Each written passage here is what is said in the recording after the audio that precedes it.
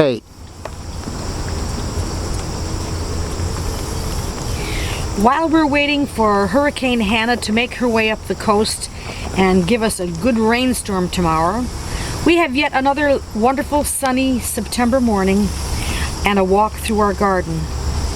Right in front of you, you see a strawberry planter filled with pink begonia. I have 5 such planters scattered throughout the garden, and it kind of anchors everything together.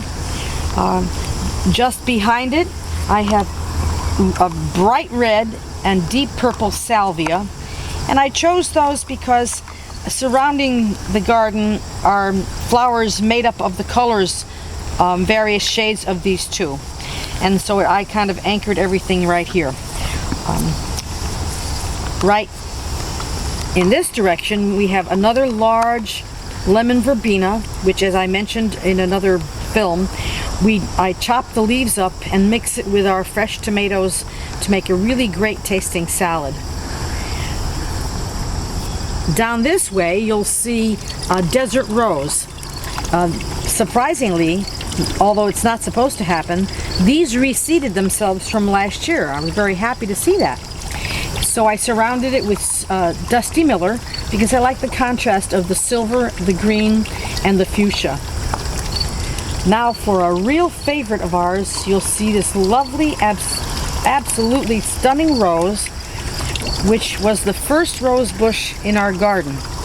My husband and I started this garden around the year 2001, and this was the very first rose bush that he purchased.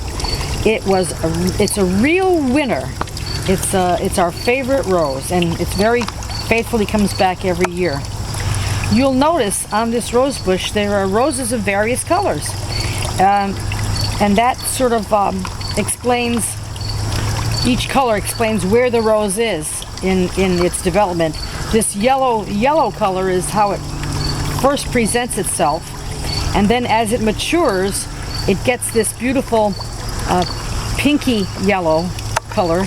And back here is one that's in absolutely full bloom. You'll see it's got the deep pink and the gold. Later on, when the rose is starting to fade, the yellow goes and it's this pale pink and dark pink color, all of which makes for a very interesting presentation as a rose bush.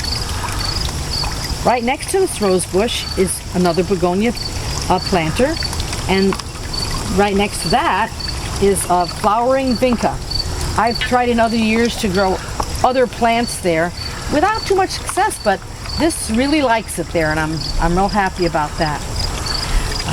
Looking beyond this lovely area, you can see our fish and lily pond.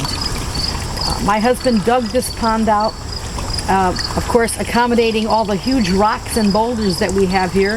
The pond had to make its own special shape because there are some boulders that are just too large to move. The pond is surrounded by sweet potato vine, Russian sage, and 4 big pots of lemon-colored marigolds. The fish pond itself is full of koi and 3 aggressive frogs named Attila, Genghis, and Gracie, named by our 3 grandchildren. This right here is a little bird bath that was given to me by my peers when I retired in the year 2000. They knew that I loved gardening and would build a garden with my husband, and I'm so happy that this is a part of it because it reminds me of my dear friends.